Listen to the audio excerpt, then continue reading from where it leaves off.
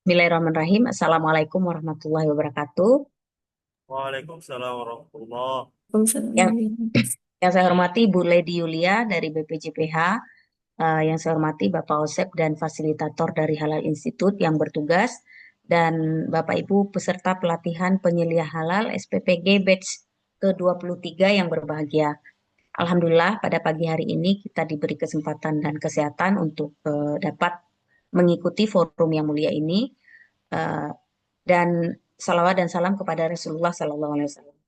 Bapak Ibu perkenalkan saya Rahmayanti. Dalam hal ini fasilitator sekaligus moderator untuk materi pertama kita hari ini bersama Ibu Lady Yulia. Materinya regulasi sistem jaminan produk halal dan juga tugas dan tanggung jawab penyelia halal. Dan materi ini berlangsung hingga pukul 10 nanti Bapak Ibu. Jadi Bapak Ibu mulai sekarang sudah boleh absen eh, kehadiran untuk materi pertama. Dan nanti Bapak Ibu materi ini akan dibagi menjadi dua sesi. Pertama mungkin penyampaian materi oleh Ibu Lady, kemudian di akhir materi atau 30 menit terakhir nanti akan ada diskusi langsung ya Bapak Ibu. Bapak Ibu boleh bertanya langsung dan berdiskusi dengan narasumber. Kenapa sih SPPG sekarang itu wajib sertifikat halal? Ya, apa regulasinya, apa undang-undangnya? Apa yang mendasari bahwa SPPG itu wajib sertifikat halal. Kemudian apa nanti fungsi dan tanggung jawab Bapak Ibu sebagai penyelia halal di SPPG nanti ketika sudah lulus dari pelatihan. Dan juga mungkin bisa sharing mengenai kasus-kasus di dapur SPPG Bapak Ibu. Bisa silakan. Perlu saya informasikan Ibu Lady bahwa peserta kita berjumlah 72 orang dari semuanya dari dapur SPPG. Mungkin itu saja informasi dari saya. Selebihnya waktu dan layar saya persilakan Ibu.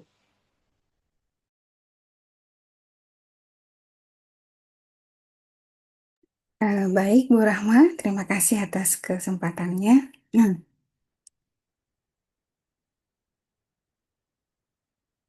Assalamualaikum warahmatullahi wabarakatuh. Salam Waalaikumsalam warahmatullahi warahmatullahi wabarakatuh. wabarakatuh. Alhamdulillahirabbil alamin. Wassalatu wassalamu asyrafil anbiya'i wal mursalin wa ala alihi wa sahbihi ajma'in amma ba'd. Segala puji dan syukur kita panjatkan kehadirat Allah Subhanahu wa taala. Alhamdulillah, di bulan yang penuh berkah ini, di Ramadan yang penuh berkah, kita berkesempatan bersama Bapak Ibu peserta pelatihan penyelih halal dalam rangka tentunya kita meningkatkan pemahaman kita, insya Allah menjadi penyelih halal yang bertugas memberikan jaminan produk halal bagi pelanggan atau konsumen yang terlingkup menikmati daripada uh, produk yang diproduksi oleh pelaku usaha dalam hal ini. Salawat dan salam semoga selalu tercurah bagi Nabi Muhammad Sallallahu Alaihi Wasallam beserta keluarga dan sahabat. Eh,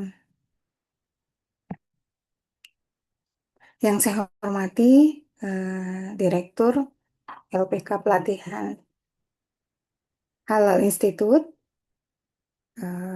para moderator, para fasilitator, dan Bapak Ibu yang hadir pada kesempatan hari ini. Bapak Ibu, sebagaimana tadi Pak Osep dan Bu Rahma sudah sampaikan, saya saat ini bertugas untuk dapat menyampaikan terkait materi regulasi jaminan produk halal serta tugas dan fungsi daripada penyalih halal itu sendiri. Salam kenal Bapak Ibu. Semoga silaturahim kita diberkahi oleh Allah Subhanahu wa taala dan menjadi silaturahim yang dapat terus menguatkan jaminan produk halal Indonesia tentunya. Saya izin share screen ya Bapak Ibu.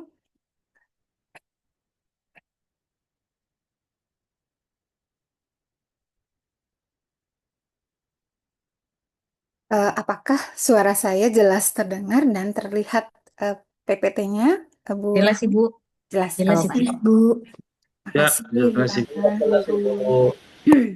jelas, jelas. Baik. Eh, Bapak Ibu, mengapa dalam pelatihan itu ada materi tentang regulasi ya, gitu ya? Kenapa sih kok ada regulasi gitu ya? Nah, karena memang dalam pelaksanaan sertifikasi halal itu dasar hukumnya di negara kita adalah regulasi. Ada undang-undang, ada PP, ada turunannya dan segala macam ya Bapak Ibu. Nah, namun kalau kita kembali lagi Bapak Ibu, ini dasar hukum pertama itu undang-undang ya. Nah, kok ya penyelesaian halal harus hafal undang-undang?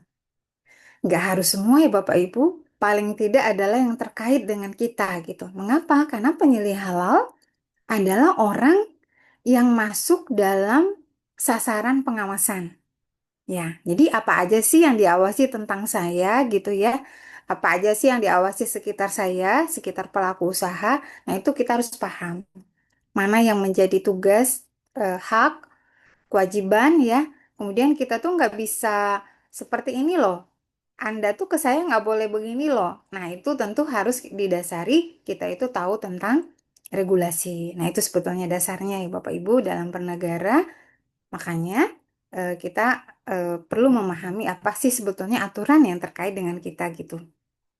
Nah, kalau kita kembali lagi, apa dasar hukum sebetulnya ya? Dasar hukum awalnya adalah Al-Quran dan Sunnah tentunya ya. Al-Quran, jadi ada hukum di agama kita yang mengatakan bahwasanya kita itu wajib mengonsumsi makanan yang halal lagi baik ya. Kulu mimma fil ardi halalan thayyiban.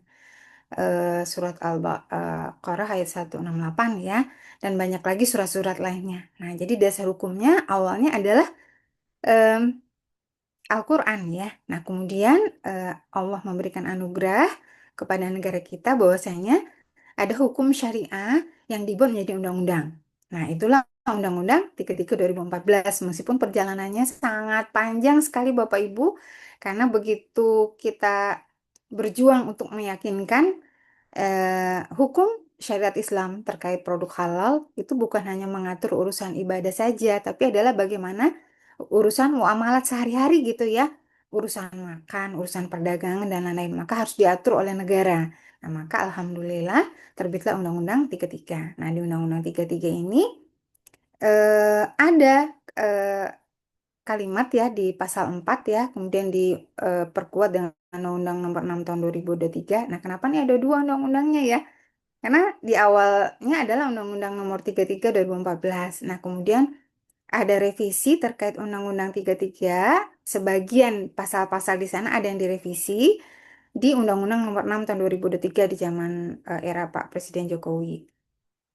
Nah, tapi tidak semuanya diubah gitu ya, Bapak Ibu. Jadi tidak semua, maka tidak dicabut. Maka yang digunakan adalah yang masih sesuai.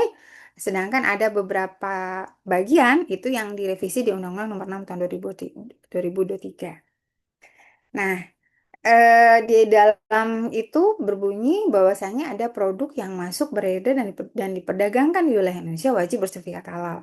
Nah, maksudnya seperti apa? Nah, di sini produk yang memang masuk kategori ada titik kritis halalnya itu wajib memenuhi jaminan produk halal gitu ya. Kalau dia memang masuk kategori ada diklaim halal, maka harus disertifikasi halal, wajib disertifikasi halal. Tapi kalau diklaimnya adalah produknya apa? Produknya itu mengandung bahan yang diharamkan, maka produk yang maksud itu tidak eh, apa? Tidak wajib disertifikasi halal, tapi wajib memberikan informasi bahwasanya produk itu mengandung keterangan tidak halal. Apakah itu mengandung babi atau sesuatu yang sifatnya mengandung bahan yang diharamkan. Nah, jadi di undang-undang ini berbunyi seperti itu ya Bapak Ibu. Kemudian terbit PP 39 tahun 2021, kemudian direvisi PP 42 tahun 2024 ya Bapak Ibu. Nah, kemudian dalam semua regulasi itu ada mekanisme sertifikasi halal ya. Nah, sertifikasi halal di Undang-Undang 33 itu baru ada satu mekanisme yaitu eh, reguler, yaitu dengan kita lebih sering menyebutnya sertifikasi halal berbayar. Nah, sedangkan ada sertifikasi halal yang kategorinya gratis ya. kita sebut self declare itu baru muncul di Undang-Undang Nomor 6 tahun 2023 ya. Maka kenapa undang-undangnya tetap dua gitu ya Bapak Ibu. Nah, sertifikasi halal reguler ini itu lebih kepada produk yang titik kritis halalnya tinggi. Nah, baik. Kita lihat. Nah, bicara regulasi jaminan produk halal ya Bapak Ibu, ini mana sih bisa kita lihat ya? Nah, kenapa sih ada detail-detail regulasi ini gitu? Karena memang ini kita gunakan ya sebagai seorang penyelih halal itu membutuhkan ini ya, membutuhkan ini dalam apa kita melakukan sertifikasi halal dalam menyiapkan permohonan sertifikasi halal dan lain-lainnya. Jadi membutuhkan seperti ini. Nah, eh, saya stop share dulu ya, Bapak Ibu yang ini. Sebentar, saya mau buka website BPJPH terlebih dahulu.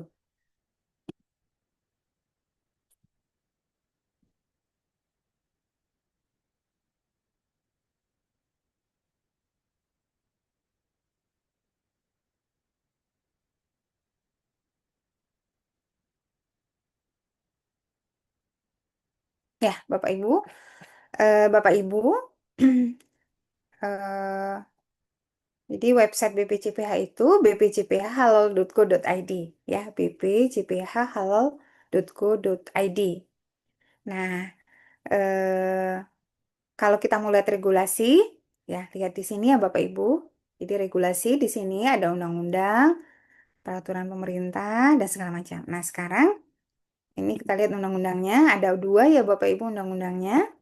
Terus regulasi terbaru untuk terkaitan peraturan pemerintah itu ada nomor 42 ya. Kalau ini nomor Perpres nomor 6 tahun 2023 khusus bicara tentang sertifikasi halal obat, produk biologi dan alat kesehatan. Nah, kalau ini adalah turunan dari Undang-Undang nomor 6 tahun 2023 di mana ini memberikan arah bagaimana penyelenggaraan jaminan produk halal ya, seperti itu.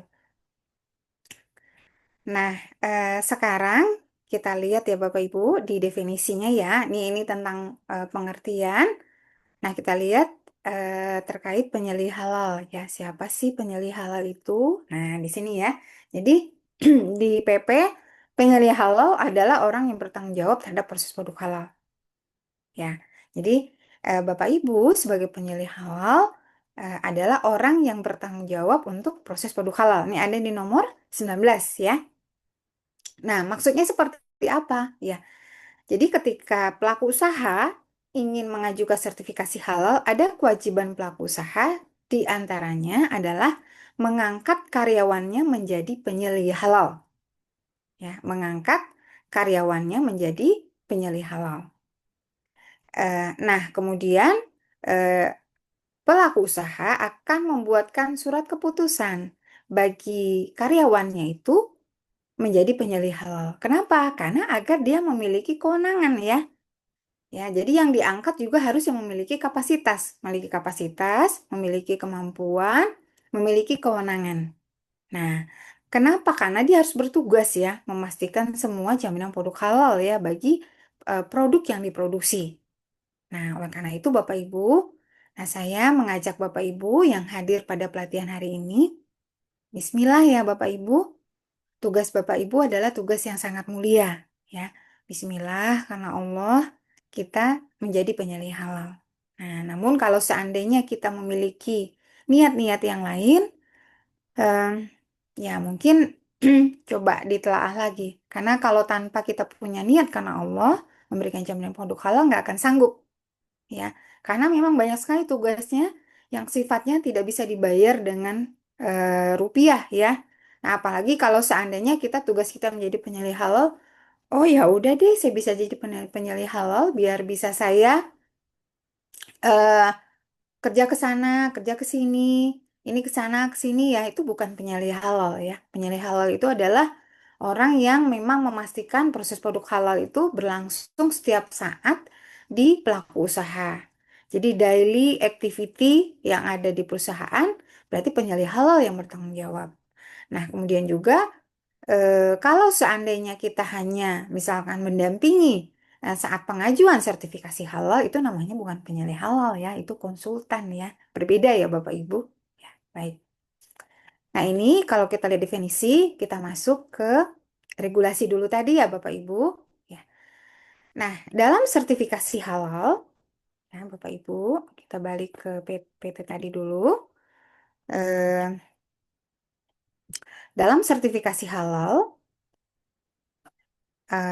tadi ada dua mekanisme ya, ada reguler, ada self declare ya. Terus berarti diatur dong mana yang masuk kategori self declare, mana masuk kategori reguler. Iya, ya. Nah, terus mau lihatnya di mana? Ya itu tadi di regulasi tadi.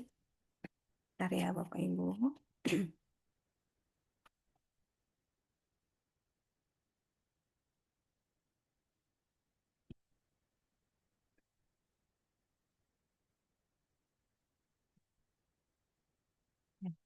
Nah, jadi kita pengen tahu, misalkan nih masih masuk kategori reguler, kategori self declare ya. Nah, itu lihatnya di mana gitu ya. Nah, tentu lihatnya di regulasi. Nah, ini di tadi di PP 42 ini ya Bapak Ibu, kalau Bapak Ibu pengen lihat lebih detail sebetulnya ketentuan terkait sertifikasi halal, penyalih halal, pendirian LPH, ada segala macam tuh bisa lihat di sini di PP 42.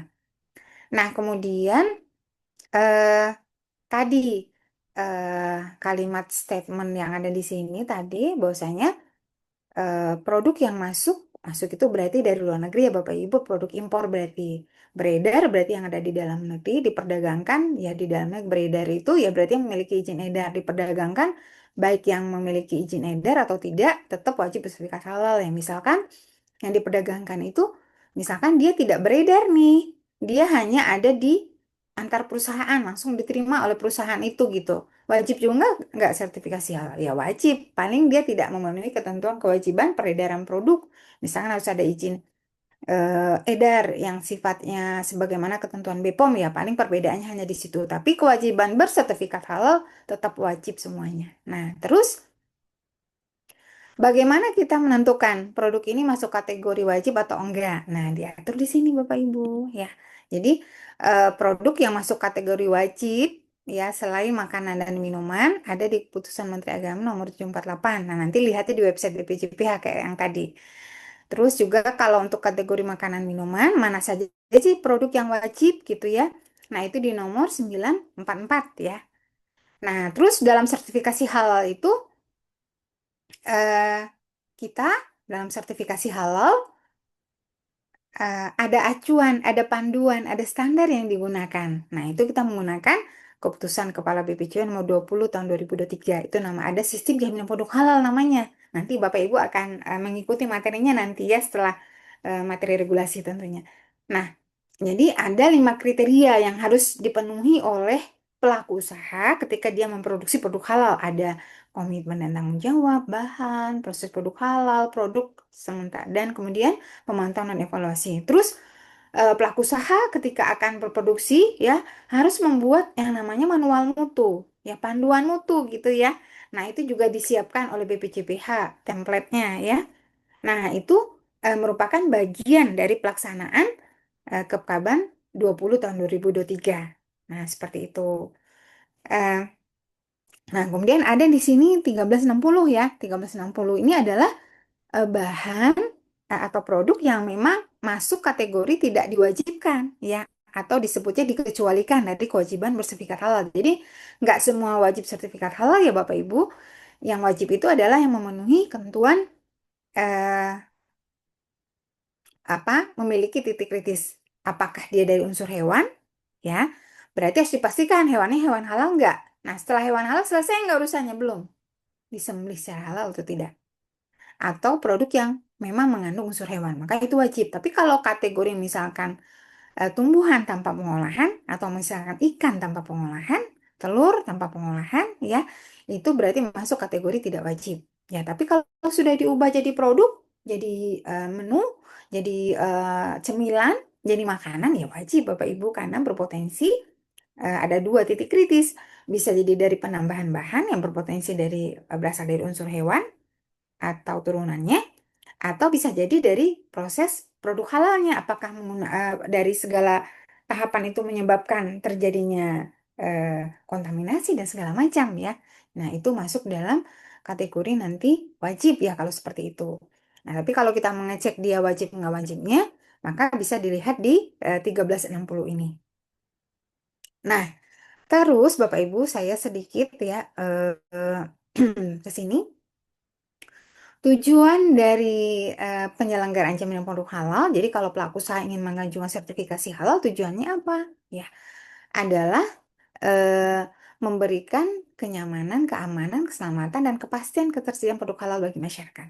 Dipastikan tujuannya itu memberikan jaminan ya Bapak Ibu, ya, eh, bukan untuk sifatnya adalah sesuatu yang sifatnya niatnya nggak baik. Jadi kalau misalkan gini, ada produsen produknya bahan kimia sintetis. Jadi bukan bahan kimia yang berasal dari unsur hewan, tapi bahan kimia yang memang produksinya dari mineral dan segala macam. Terus berarti kan masuk kategori nggak wajib ya. Nah, tiba-tiba produsen, aduh, saya supaya lebih pelanggan milih ya, saya mau ajukan sertifikasi halal saja. Nah, ini nggak benar ya, karena tujuannya bukan memberikan jaminan produk halal gitu. Berarti tidak akan meningkatkan nilai tambah, Bapak Ibu. Kenapa? Karena ekosistem produk kimia yang tadi kategorinya udah jelas-jelas halal akan terganggu ya dengan kehadiran kita yang niatnya nggak baik. Maka pastikan ketika Bapak Ibu melakukan sertifikasi halal, tujuannya adalah baik ya. Karena ini adalah sesuatu yang hukumnya syariat Islam yang kita lakukan ya. Jadi jangan memulai segala sesuatu itu dengan tujuan yang tidak baik. Nah, ya. Terus em, gimana kalau misalkan kategori produk saya itu memang udah bahan kimia nih, tapi saya mau ekspor. Nah, sementara di sana di negara sana tuh minta. Nah, itu hal lain ya Bapak Ibu. Mungkin kita bisa memberikan apa dokumen pendukung kepada BPJPH karena kebutuhan ini tertentu, urusan ini tertentu di negara itu dapat dilampirkan dokumen yang diminta dari negara tersebut ya. Tapi kalau kategorinya tidak ada itu ya nggak perlu. Jangan sampai terjadi perdagangan itu dengan niat yang tidak baik. Nah, itu Bapak Ibu. Nah, terus sertifikasi halal reguler ya, kita fokus reguler ya Bapak Ibu. Caranya gimana sih sertifikasi halal reguler itu ya? Caranya seperti apa? Nah, sertifikasi halal reguler itu tata caranya Bapak Ibu. eh, eh, Pelaku usaha mempersiapkan segala persyaratan ya, kemudian mengangkat penyelia halalnya buat NIB, bikin akun, kemudian daftar ya, kita ngecek dokumen, kemudian LPH akan menghitung pembiayaan. Berarti kalau reguler ini ada lembaga pemeriksa halal yang sudah dipilih oleh eh, pelaku usaha sebelumnya ya. Kemudian setelah itu LPH udah ngitung biaya, akan bayar ya setelah bayar nanti audit ya datang ke tempat pelaku usaha. Kemudian kalau sudah LPH bikin laporan sampai kepada Komisi Fatwa MUI dan setelah itu BPJPH menerbitkan sertifikat halal dan pelaku usaha mengunduh sertifikat halalnya. Nah, kemudian kalau kita lihat jumlah LPH yang ada saat ini ada berapa sih gitu ya? Ini masih data yang lama ya Bapak Ibu. Ini 108 ya. Cuman kalau nggak salah saya sekarang udah 113 atau 100 berapa saya lupa ya Bapak Ibu. Nah, ini sebaran LPH seluruh Indonesia. Nah, jadi kalau bicara reguler maka ada pemilihan LPH terlebih dahulu lembaga pemeriksa halal. Nah, terus ada nggak biaya yang dibayarin ke LPH? Nah, LPH tidak boleh menerima pembayaran Bapak Ibu. Dibayarkannya ke BPJP semua. Nanti BPJP yang akan transfer ke LPH sesuai dengan hak LPH. Jadi kayak alurnya tadi ya Bapak Ibu, eh, ini ya, eh, melakukan penghitungan biaya, maka BPJP nanti akan mentransfer pembiayaan sebagaimana haknya LPH ya. Biayanya apa saja? Ya, biaya daripada penentuan sertifikasi halal ini bisa dilihat di mana sih gitu ya? Saya share screen lagi ya Bapak Ibu.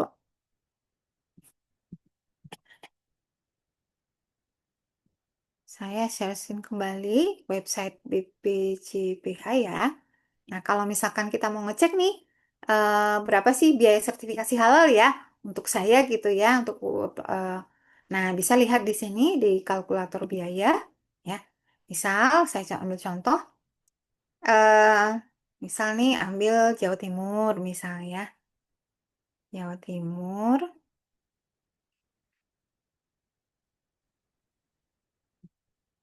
Jawa Timur ya. Terus kotanya misalkan Surabaya ya, Surabaya.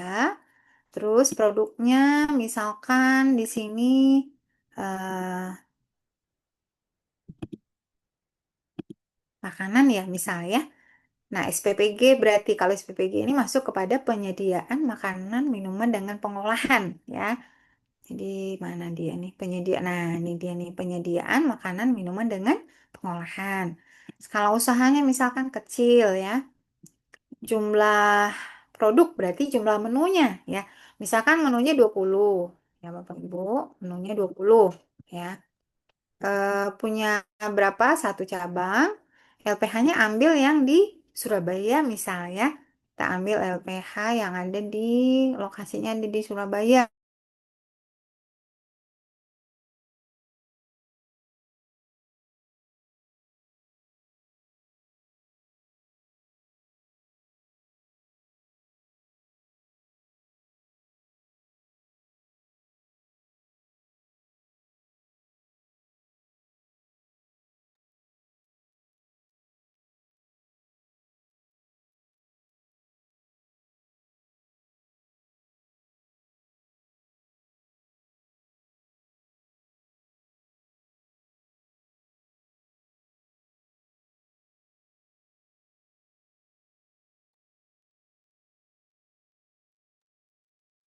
Halo Ibu, oh Halo, mungkin Ibunya terlempar ya, nge-freeze Bu Yulianya tadi. Saya sepertinya barusan Iya, terlempar iya ya. Ibu Kita tadinya ulang. nge-freeze, ya Kita terlempar lanjut ya. ya Bapak Ibu. Nah, ini tadi udah Baik. kita pilih ya, LPH-nya juga ini. Nah, kita hitung. Nah, ternyata biayanya butuh 2.510.000. Kenapa? Karena kalau untuk penyediaan makanan minuman dengan pengolahan itu, biaya terendahnya itu, biaya audit terendahnya itu 1.400.000 dihitungnya 4 Mendes. Terus LPH ada biaya operasional LPH. Kemudian ada uang harian dalam kota, transport dalam kota ya Bapak Ibu. Kenapa? Karena SPPG-nya ada di Surabaya. Kemudian LPH-nya di Surabaya juga, maka tidak butuh transport provinsi. Butuhnya cukup transport dalam kota saja, maka bu biaya segini. Nah, kalau jenis produknya beda, misalkan jenis produknya produk olahan susu gitu misalkan ya. Berarti variannya 50 misalkan, atau 40 lah deh. Ada 40 menu gitu misal. Berapa biayanya? Nah, jadi kalau untuk produk yang kategori selain, jadi sebetulnya kalau biaya audit ini ada dua kategori aja sebenarnya sih, penyediaan makanan minuman dengan pengolahan atau selain penyediaan makanan minuman dengan pengolahan, ya. Jadi biayanya 1.810.000 ya. Kenapa? Karena transport nggak butuh tiket pesawat, nggak butuh penginapan gitu karena LPH-nya ada di dalam kota. Nah, bagaimana kalau misalkan ambil provinsi misalkan gitu ya.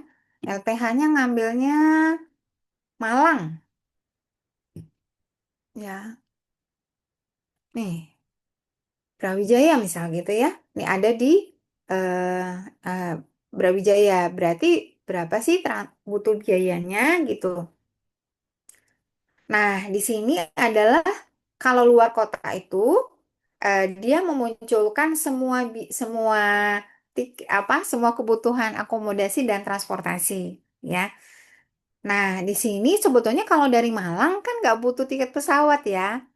Nah, maka tidak butuh penginap akomodasi juga ya. Maka di sini bisa istilahnya dinolkan, Bapak Ibu. Jadi biaya yang ini eh, nih tidak memerlukan tiket ya. Ini juga tidak ada tidak memerlukan tiket, dan kemudian nanti ini juga bisa dihapus ya, maka transportasi yang dibutuhkan, jadi kalau dikurangi 800.000, berarti sekitar 2.800.000 ya Bapak Ibu. Jadi ini juga tidak diperlukan, yang diperlukan di sini adalah transportasi sebesar untuk provinsi bolak-balik ya, mungkin sekitar 978.000.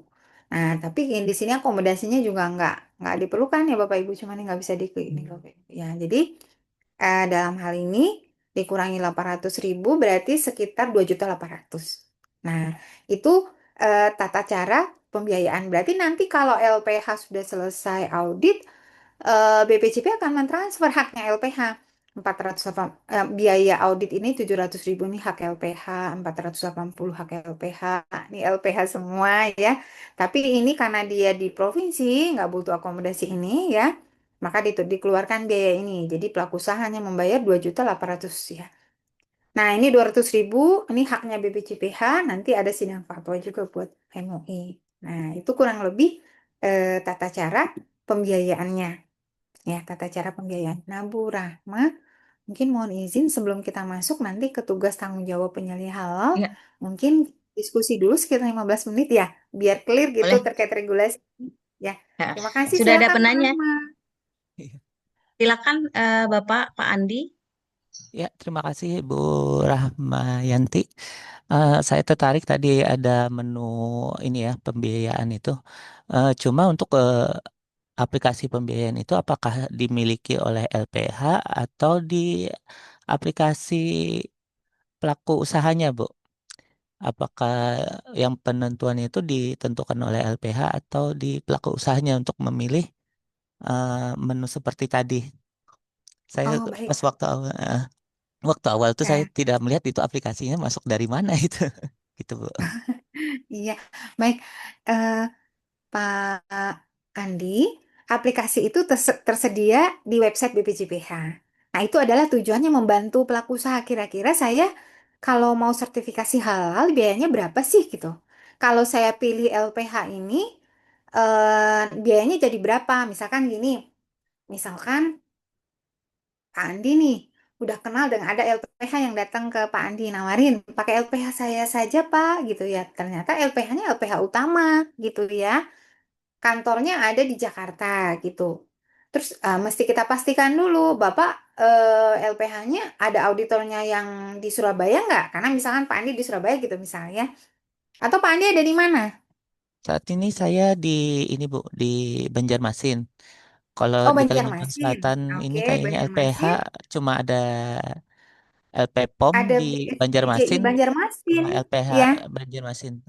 Cuma SPPG ya ada sayanya ada di Kota BSDJI. Banjarbaru, di Oh ya, beda kota, Bu. BSPG Banjarbaru ya. Nah, jadi Mm-mm. eh, coba saya ulang share screen lagi ya Pak Andi ya. Ya, nggih. Coba kita Jadi share mungkin sesuai masuknya dengan. di aplikasi BPJPH ya, Bu ya, websitenya untuk itu ya. Nah, Jadi ini bebas akses, Bu ya.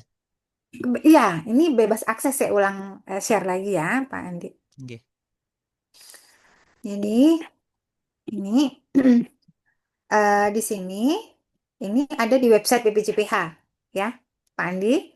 Nggih. Nah, nanti kami mohon bantu juga nih Pak Andi sosialisasinya kepada pihak-pihak lain yang memerlukan ya masuk ke informasi publik.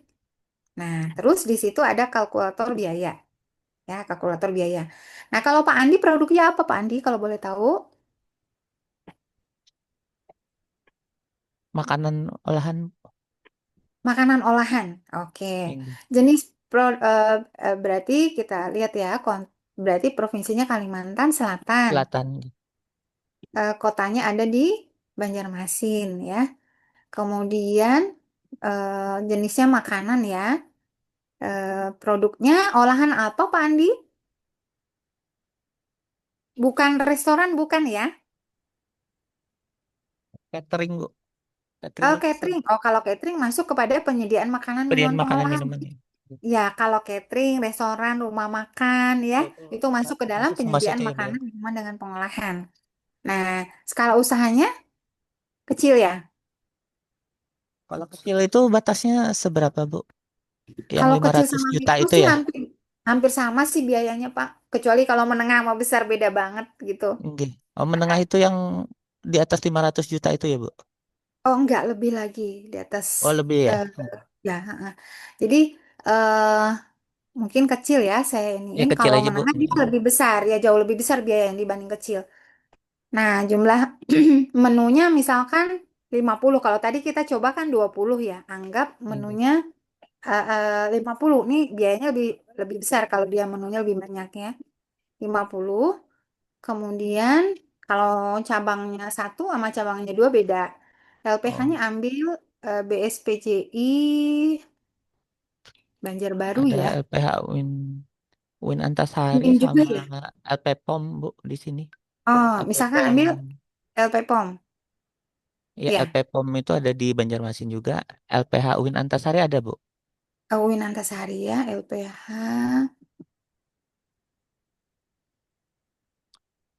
mana ya? Win. Oh, nggak pakai urut ini ya Bu ya. Oh ada tuh Bu. Iya. Ini ini Oke. LPH Antasari Banjarmasin ya. Yang gitu. Nah, kita coba hitung ya.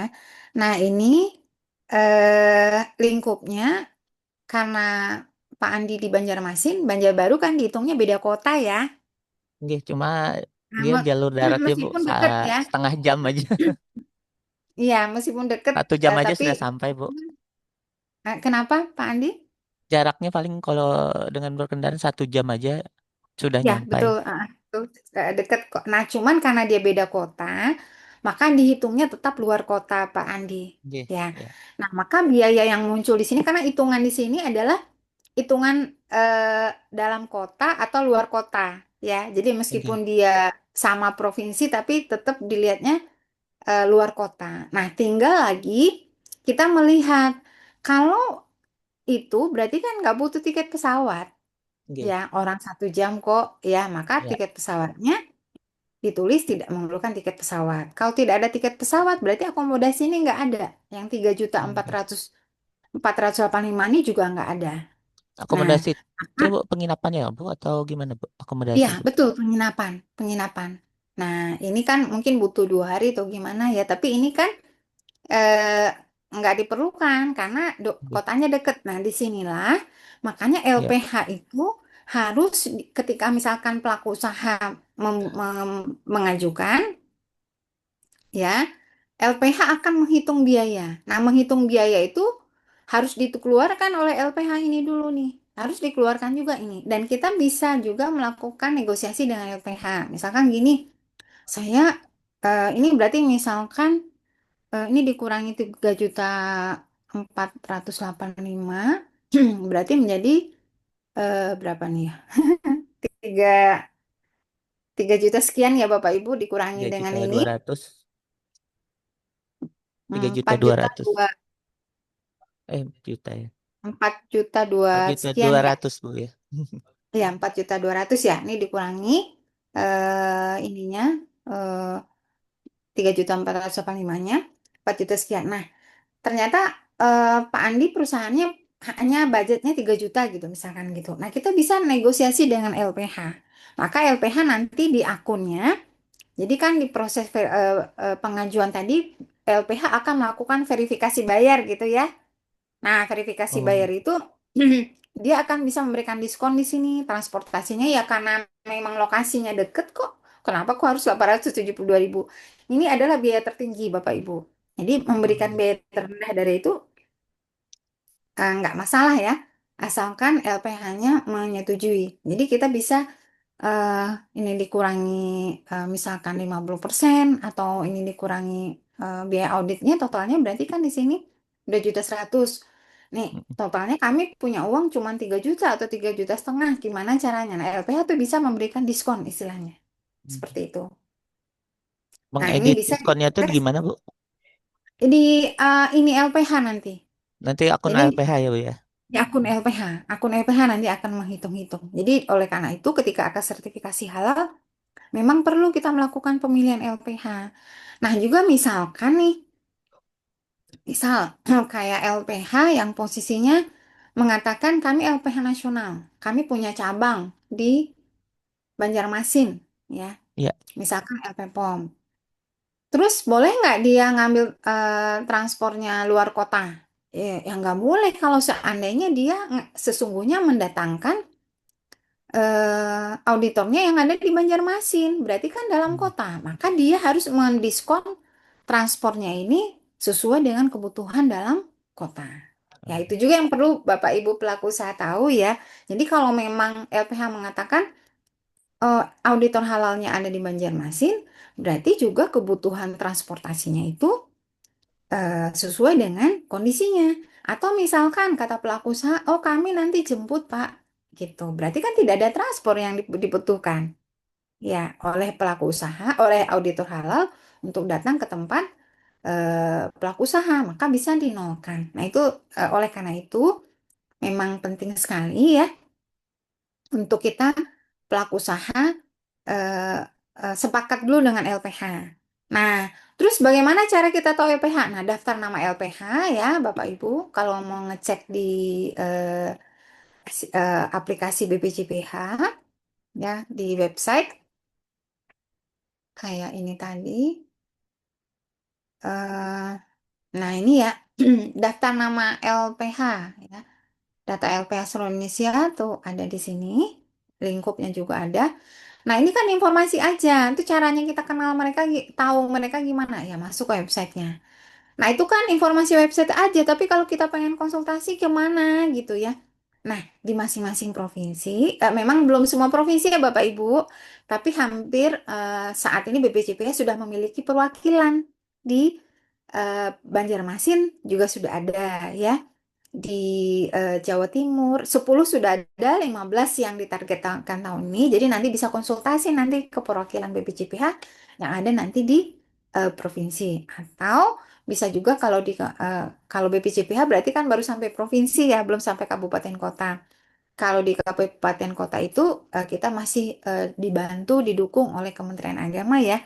Ada yang namanya Kasih Urais di situ yang juga memahami tentang bagaimana sistem jaminan produk halal. Nah, Jadi seperti kalau di itu. Banjarmasin sudah ada BPJPH, Bu, tapi baru Oh, dibentuk sudah, hari ini. sudah. Kemudian Sudah CPNS-nya dibagi per per kabupaten kota. kota-kabupaten ya. Betul. Ada 19 orang 19 sudah sudah ada. saya ketemu. Oh, alhamdulillah Pak Andi baik. Mungkin begitu Pak Andi, Bapak Ibu ya. Oke, Bu, terima kasih, Bu. Baik, terima Sama-sama. kasih Pak Andi. Ada lagi Bapak Ibu, satu orang lagi mungkin ya Bu ya? Ya, boleh. Sebelum kita masuk ke dalam tugas dan fungsi penyelia halal. Iya. Silakan Bapak Ibu yang ingin bertanya. Izin Bu, Dengan Pak siapa Pak? Pak Khairuddin ya? ya saya Ya, Khairuddin Bu dari silakan Pak. SPPG kan Sumatera Utara. Jadi saya ada mendengar informasi dari apa namanya orang yang udah jadi penyedia halal lah kita katakan Bu, bahwa terkait tentang auditor ini dia mengatakan seluruh menu-menu yang telah didistribusikan oleh MBG itu nantinya semua menu dari awal sampai dengan sekarang itu nanti akan diberikan untuk proses output apa namanya diaudit. Apa betul itu Bu terkait tentang semua menu-menu yang sudah didistribusikan dari MBG itu akan diaudit oleh auditor itu sendiri Bu? Itu pertanyaan dari saya Bu. Oke, baik. Terima kasih Pak Khairuddin.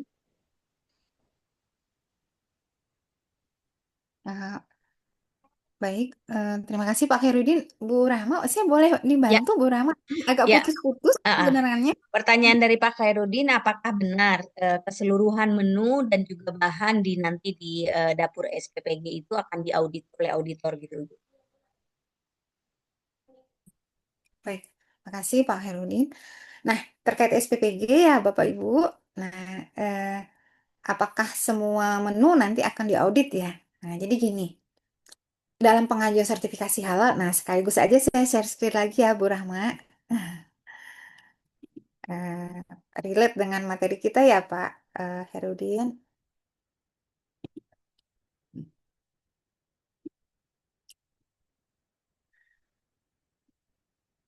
Nah, dalam pelaksanaan sertifikasi halal, apa sih persyaratan ya yang harus dilengkapi gitu ya? Pertama surat permohonan, tapi itu by sistem ya. Kemudian formulir pendaftaran juga by sistem. Kemudian punya NIB ya. Jadi kalau kategori SPPG-nya adalah swasta, wajib ada NIB. Tapi kalau misalkan kategori pemerintah, harus ada surat pendirian ya, surat keputusan pembentukan daripada SPPG itu. Apakah dari Polri atau segala macam. Nah, kemudian apa yang disiapin? Pertama, dokumen penyelih halalnya. Eh, Penetapan penyalih halalnya, SK-nya ya berarti salinan KTP, daftar riwayat hidup, kemudian sertifikat pelatihan, sertifikat kompetensi kalau kategori menengah besar. Eh, nah, kemudian harus semua menu yang pernah dibuat, yang direncanakan dibuat, itu dibuat daftarnya. Jadi kalau misalkan target SPPG tahun ini itu kami itu menu kami sampai 100 atau 200. Nah, semua daftar menu itu dibuat ya. Kemudian berikutnya ada matriks bahan dan daftar bahan ya. Matriks bahan produksi dan eh, jadi dalam hal ini misal menunya jadi menu itu bukan eh, misalkan paket satu, paket dua, enggak ya. Adalah nama makanan atau minuman yang dibuat. Jadi misal telur balado misal gitu ya. Ada telur balado, ada kentang Mustafa, ada sayur bayam. Nah, itu namanya menu. Nah, jadi semua menu itu yang pernah dibuat, mungkin pernah dibuat buat menu 50. Rencana dibuat juga 50. 100 menu itu dibuat daftar menunya. Nah, kemudian kayak tadi telur balado, bahannya apa aja?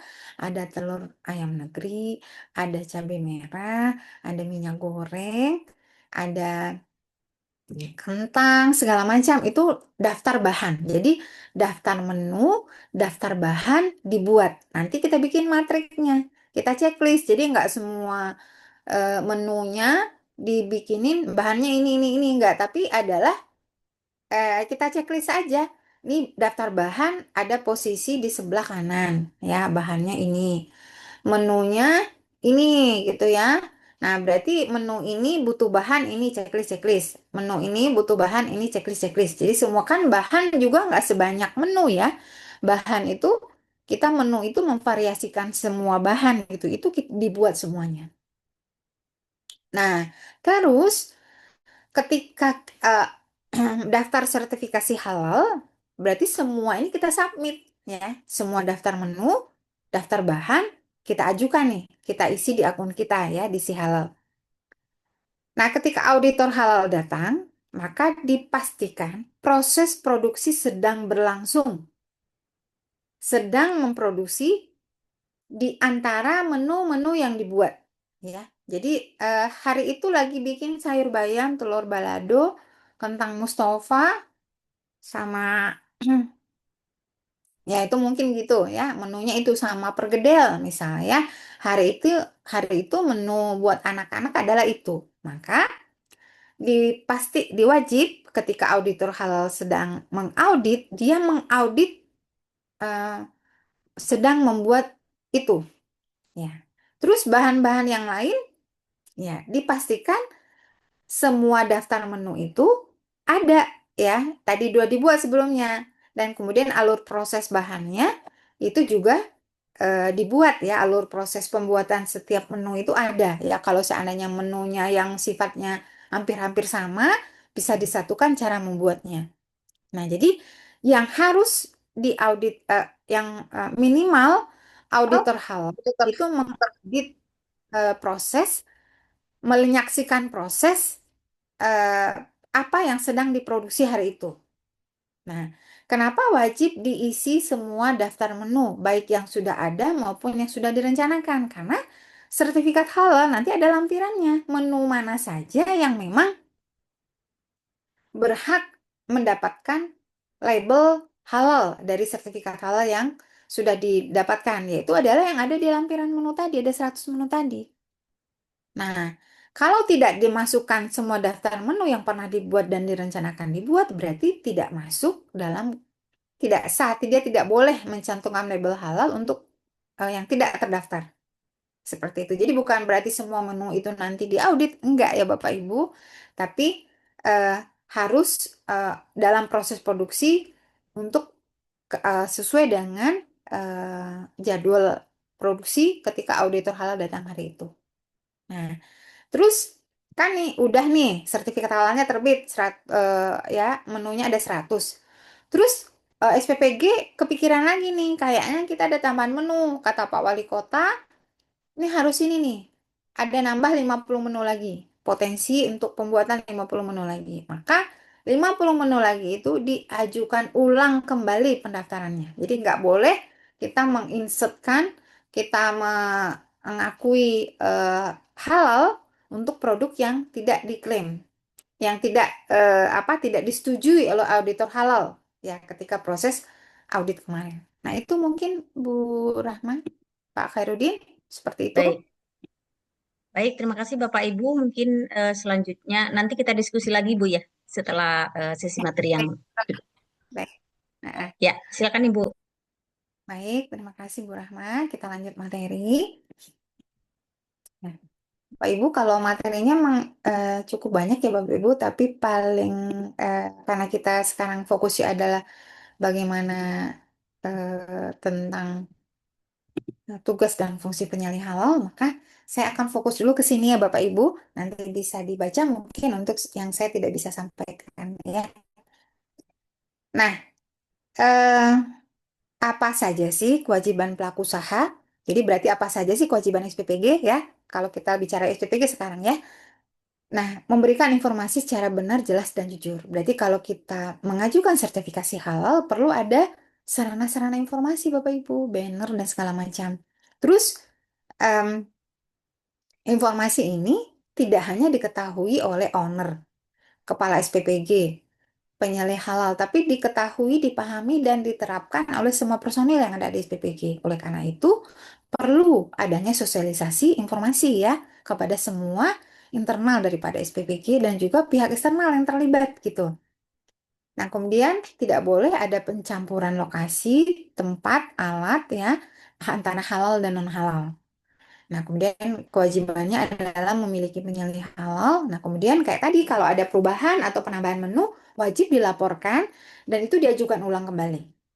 Kalau ada penambahan menu ya.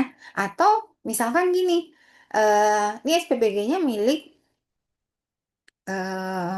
swasta, milik Pak Budi misalkan. Kemudian Pak Budi tadi lokasinya cuma satu, sekarang nambah jadi 3. Nah, kemudian yang 3 ini dikasih label aja, label halal, nggak boleh. Itu namanya adalah penambahan lokasi ya.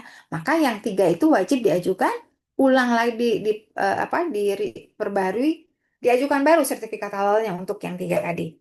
Nah, terus kalau seandainya sudah memiliki sertifikat halal, apa kewajibannya? Mencantumkan label halal. Baik kalau dia SPPG berarti mungkin bisa di area SPPG, di dinding atau ada dikasih logo banner atau apa ya. Kemudian di setiap kemasan. Ya. Nah, kenapa? Karena eh, memberikan jaminan produk halal. Jadi ada stiker gitu ya Bapak Ibu. Stiker yang memastikan bahwasanya ini adalah eh, sampai ke penerima manfaat terjamin bahwasanya itu memang halal. Nah, karena kalau kita bicara SPPG, memang negara kita negara yang sangat beragam. Agamanya beragam, sukunya beragam, ya cara mengkonsumsi makanannya juga beragam. Nah, tidak semua yang memang apa eh, eh, wajib halal ya. Kalau non muslim tentu enggak ya Bapak Ibu. Nah, oleh karena itu maka SPPG penting sekali gitu memberikan informasi yang jelas ya untuk setiap produksinya. Nah, kalau seandainya, jadi Pak Presiden juga mengatakan ketika ada satu penerima manfaatnya Muslim, maka SPPG wajib bersertifikat halal. Tapi kalau memang semua penerima manfaatnya adalah non-Muslim, ya nggak harus ngapain juga SPPG disertifikasi halal ya. Jadi misalkan di wilayah di Papua itu semuanya non-Muslim, jadi nggak harus disertifikasi halal ya. eh, harusnya adalah memenuhi ketentuan keamanan pangan, ya, higienis dan segala macam. Tapi kalau dia ada menerima manfaatnya Muslim, maka wajib itu memenuhi keamanan pangan juga, sertifikasi halal wajib. Nah, itu. Nah, Nah, di sini penting bahwasanya label halal itu sangat menentukan, khususnya di daerah-daerah yang sifatnya apakah itu wilayah tertentu, ada yang penerima manfaatnya non-Muslim semua, atau seperti apa. Ya, ini menjadi hal yang sangat penting ya, bagaimana SPPG membuat mekanisme bahwasanya itu memang halal gitu. Atau misalkan kayaknya nggak mungkin ditempel di tiap tray deh gitu, karena traynya ini apa apa namanya, stainless gitu segala macam. Nah, pastikan pelabelannya itu untuk masing-masing penghantaran itu clear gitu ya, untuk mana yang halal, mana yang non halal. Terus juga yang menghantarkannya juga paham gitu ya, nggak boleh pencampuran eh, kendaraan gitu, Bapak Ibu, transportasinya. Nah, terus menjaga kehalalan, terus juga nggak boleh, misalkan nih ini udah bersertifikat halal, berarti kan udah halal ya. Terus ada wilayah SPPG yang memang non halal. Nah, kita ikut-ikutan nih produksi di situ segala macam ya, nggak boleh. Itu namanya tidak menjaga kehalalan atau meminjam peralatan yang di sana, nggak boleh. Ya, itu namanya tidak menjaga kehalalan ya. Terus kalau seandainya ada penambahan menu, harus memperbarui sertifikat halal. Jadi kalau sekarang sertifikat halal di Indonesia itu bunyinya begini, Bapak Ibu. Berapa sih masa berlakunya? Nah, ini masa berlakunya kita nggak ngomong tahun ya. Sertifikat halal yang diterbitkan oleh BPJPH tetap berlaku sepanjang tidak ada perubahan komposisi bahan dan proses produk halal. Ya, jadi kalau komposisi bahan itu maksudnya gimana? Kalau nggak ada penambahan menu, ya berarti nggak perlu diperpanjang sertifikat halalnya. Tapi kalau ada penambahan menu, penambahan varian, wajib yang pertama menu tadi, yang nambah varian tadi diurus sertifikat halalnya. Ya, diajukan kembali sertifikat halalnya. Nah, kalau yang proses produk halal itu gimana? Ya, kayak tadi, proses produk halal itu berkaitan dengan lokasi, tempat, dan alat. Kalau lokasinya bertambah, diajukan sertifikat halal baru untuk lokasi yang baru. Kalau alat yang berganti, misalkan nih, suatu SPPG, bongkar semuanya. Bongkar eh, tempat penyimpanan, bongkar tempat masak, bongkar ini berubah-berubah. Itu masuk kategori perubahan proses produk halal, maka diajukan ulang baru kembali sertifikasi halalnya. Gimana kalau bongkarnya cuma tempat cuci piring doang, cuma satu, ya nggak masalah kalau itu asalkan itu betul-betul dapat terjamin dan dilaporkan perubahannya. Tapi kalau ternyata ada perubahan yang sifatnya mayor, Bapak Ibu wajib diajukan ulang sertifikasi halalnya. Kemudian melaporkan perubahan komposisi bahan atau proses produk halal itu melalui akun masing-masing ya Bapak Ibu. Nah, terus sekarang, eh, nah SPPG kan kalau seandainya kami menunya nggak bertambah, nggak berubah, kami menunya 100 aja. Pokoknya kata Pak Wali Kota ini udah cukup nih, udah memenuhi gizinya anak-anak nih di kota kita gitu. Pokoknya menunya 100 aja, nggak nambah. Pokoknya mungkin nambahnya tahun-tahun nanti deh, kalau sekarang mah nggak dulu gitu. Nah, kalau tidak ada perubahan ya sama sekali, ya berarti sertifikat halalnya tetap berlaku. Terus bakal didatengin lagi nggak sih sama BPJPH dan stakeholdernya? Tetap ada yang namanya surveillance ya Bapak Ibu. Surveillance itu berarti namanya adalah eh, penentuan kepastian masih menjaga kehalalan produk enggak, masih menerapkan standar yang ditetapkan tidak, masih menerapkan SCPH tidak, maka kita menyebutnya konsistensi kehalalan produk. Nah, konsistensi kehalalan produk ini yang dinilai nanti adalah implementasi SCPH-nya berjalan atau tidak gitu ya, dilakukan sekali dalam 4 tahun. Nah, seperti itu ya. Nah, namun pelaksanaannya ini masih regulasinya masih disusun ya Bapak Ibu, seperti apa untuk pelaku usaha mikro kecil, nanti kita juga masih menunggu seperti apa. Kalau seandainya nanti sudah, maka akan terbit surat keterangan konsistensi kehalalan produk. Nah, terus masuk kita sekarang ke penyelesaian halal ya. Salah satu kewajiban dari pelaku usaha adalah menetapkan penyelih halal, mengangkat penyelih halal. Nah, waktu kita udah berjalan cepat ya Bapak Ibu. Nah, sekarang kita fokus di SPPG. SPPG jenis produknya adalah penyediaan makanan minuman dengan pengolahan. Boleh kita bilang mungkin lebih ke catering ya kayaknya ya. Jadi kalau di penyediaan makanan minuman pengolahan tuh ada catering, ada rumah makan, ada warung makan, segala macam ya. Nah, ini polanya kami melihat kurang lebih seperti catering. Ini menurut saya kompleksitasnya juga tinggi ya. Di mana kalau misalkan kayak rumah makan penyajiannya ketika ada pelanggan. Tapi kalau kayak catering kan, kalau kayak SPPG ada petugas yang harus mampu mempacking ya, menyiapkan ya dalam jumlah yang sangat besar gitu kan. Sehingga nanti dihantarkan kepada penerima manfaat. Nah, berarti penyalih halal ini harus ditetapkan orang yang memiliki kompetensi, memiliki kemampuan yang memadai, ya. Dia memahami tentang titik kritis kehalalan produk yang ada di SPPG. Dia memiliki kapasitas mengatur, ya. Dia memiliki kewenangan untuk mengatur, ya. Jadi kalau saran dari kami ya mungkin jabatan apa sih yang ada di SPPG? Apakah itu kalau kepala SPPG mungkin terlalu banyak urusannya ya. Mungkin bisa yang di bawah itu. Apakah ahli gizi? Apakah eh, koordinator lapangan atau siapa ya? Kami serahkan kepada Bapak Ibu yang di SPPG, tapi pastikan dia memiliki kewenangan, kemampuan dalam mengatur ya, memanage, kemudian kemampuan dalam memiliki kemampuan komunikasi yang baik. Ya, komunikasi yang baik kenapa? Karena penyelia halal ini harus mampu berkomunikasi dengan baik dengan kepala SPPG, dengan ahli gizi, dengan tukang masak, dengan semua yang terkait ya. Jadi dalam SPPG itu penyelia halal selain berfungsi sebagai penyelia halal, dia juga harus memiliki perpanjangan tangan di setiap bagian, baik itu di purchasing ya. Di purchasing ini penting banget nih untuk pengecekan barang datang karena SPPG ini nggak belanja sendiri ya. Nah, barangnya dihantarkan. Nah, ketika dihantarkan pasti dipastikan ada yang mengecek. Ini bener nggak nih dagingnya buat SPPG kami sesuai nggak dengan permintaan kita? Kan kadang kalau SPPG dikelola oleh yayasan ya.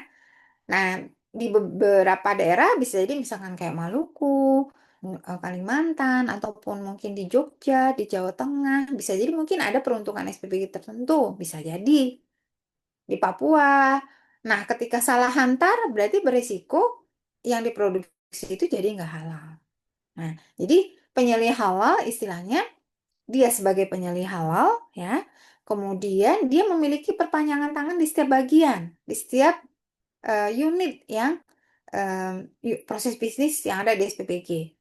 Nah, berarti penyelih halal ini harus membentuk yang namanya manajemen halal istilahnya ya. Jadi istilahnya adalah karena nggak mungkin penyelih halal itu dia bisa menghandle semua proses yang ada di tempat masak, di tempat pencucian piring, di tempat pembelian, di tempat penyimpanan, di tempat penghantaran gitu. Nggak mungkin dia bisa menghandle semua. Nah, penyalih halal nanti bertugas membuat prosedurnya bersama-sama ya, melit untuk membuat prosedur, kemudian menerapkan prosedurnya secara bersama-sama. Penyalih halal bertugas nanti memantau, mengecek melalui perpanjangan tangan daripada penyalih halal tadi. Nah, berarti tugas penyalih halal apa aja sih gitu ya? Pertama, bertugas mengawasi proses produk halal di perusahaan. Ya, jadi ini untuk yang reguler ya Bapak Ibu, menentukan tindakan perbaikan dan pencegahan. Jadi mengordinasikan proses produk halal. Jadi harus memiliki kemampuan komunikasi yang baik. Ditetapin penyalih halalnya pendiam, jarang ngomong, males ngomong, ya, dia sibuk sama urusannya sendiri, itu nggak bisa. Jadi pemilihan penyalih halal oleh kepala SPPG juga harus memperhatikan banyak hal ya, karena dia harus mengordinasikan proses produk halal. Terus ketika ada audit datang, maka yang mendampingi adalah mendamping auditor halal juga adalah penyelia halal. Nah, dengan kategori pelaku usaha self declare tugasnya sama, bedanya adalah proses yang berbeda ya, karena proses lebih sederhana itu verifikasi validasi namanya ya. Kalau self declare itu disebut dengan pernyataan halal pelaku usaha, tapi kurang lebih sama sebetulnya tugasnya.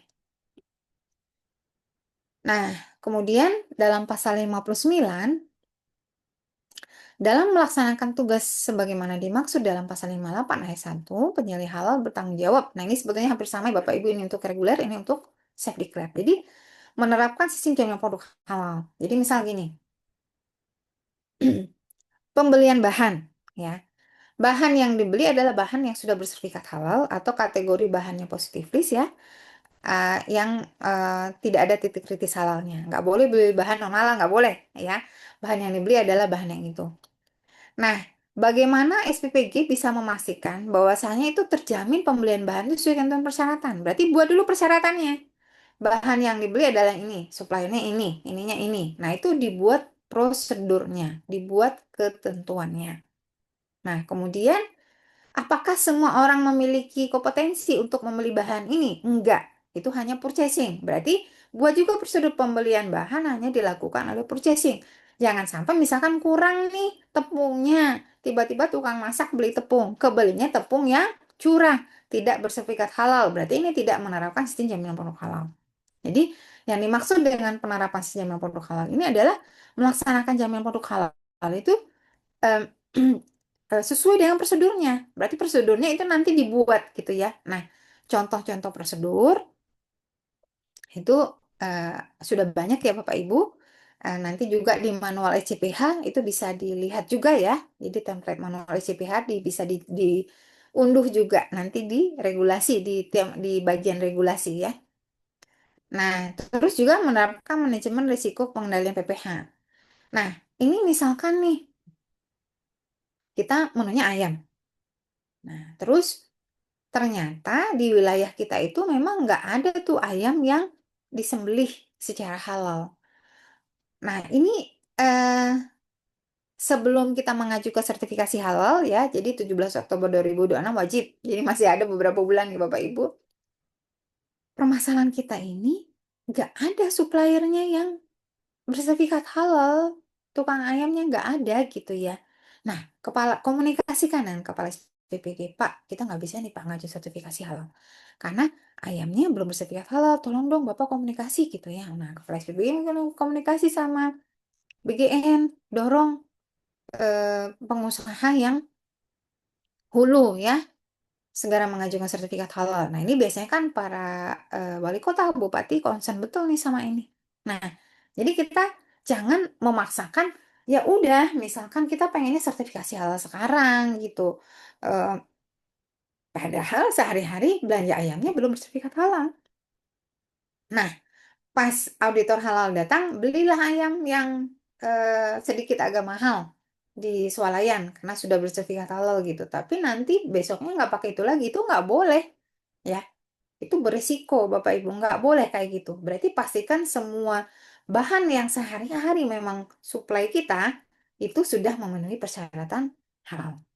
Terus tadi kalau seandainya ada risiko-risiko yang tidak ini, kita mengusulkan penggantian bahan. Kalau ternyata ada produksi bahan yang memang, wah ternyata kita menggunakan bahan pengental nih, ya, pengenyal nih. Karena memang kondisinya butuh bahan itu. Ternyata bahan pengentalnya setelah ditelusur, oh ternyata itu gelatin babi gitu ya. Karena memang kenyataannya banyak banget di pasar-pasar tradisional, pasar rakyat gelatin babi dijual bebas ya, karena orang nggak tahu Bapak Ibu. Kadang pedagangnya aja sendiri nggak ngerti apa yang dia jual. Taunya adalah pengental, pengenyal, testimoninya bagus, kata ibu-ibu pas dipakai bagus banget. Ternyata itu gelatin babi. Nah, terus ada kondisi begitu, maka penyelesaian halal wajib mengusulkan penghentian produksi. Ya, kalau ada kondisi-kondisi yang berisiko tidak terjaga kehalalan produknya. Kemudian melakukan jadi nanti bikin pengawasan ya.